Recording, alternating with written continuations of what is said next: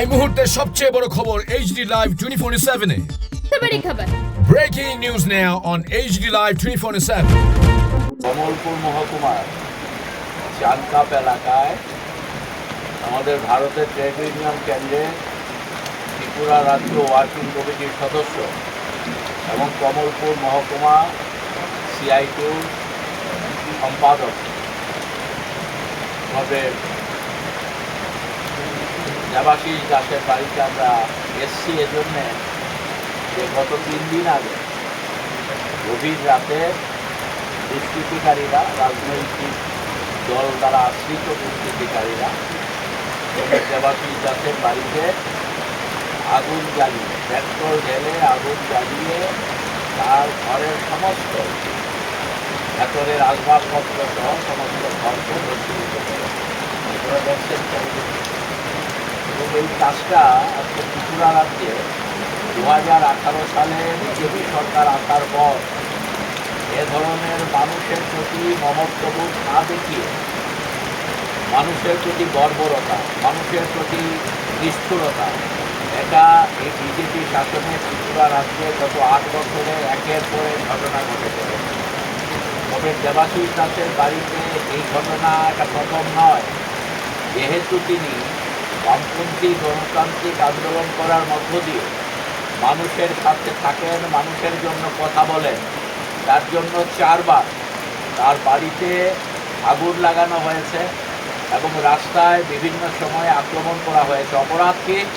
একটাই অপরাধ, কেন মানুষের পক্ষে কথা বলা হয়, কেন মানুষের দাবি দাওয়া নিয়ে লড়াই আন্দোলনে সেখানে দেবাশিস দাস থাকে, তার জন্যে আক্রান্ত হয়েছে। তাহলে আজকে যারা ভালো দিনের কথা বলে, যারা গণতন্ত্রের কথা বলে, যারা রাজ্যে আইন শৃঙ্খলার কথা বলে, এখানে একটা জঙ্গলের শাসন চলছে।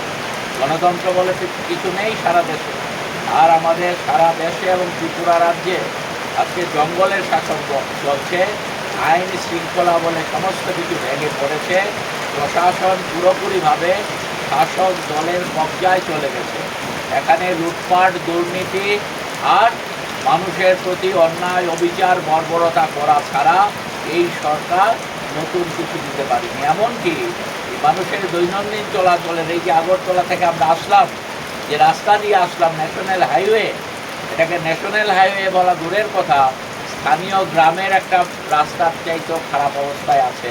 একবার কেউ এই রাস্তা দিয়ে আসলে পর আরেকবার এই রাস্তা দিয়ে যেতে তার ভালো লাগবে না। গাড়ি সেখানে বিভিন্নভাবেই দুর্ঘটনাগ্রস্ত হচ্ছে।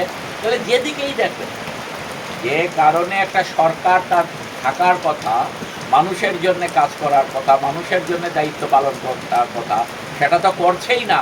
উপরন্তু মানুষের উপর অন্যায় করছে, অপরাধ করছে, বর্বরতা প্রদর্শন করছে।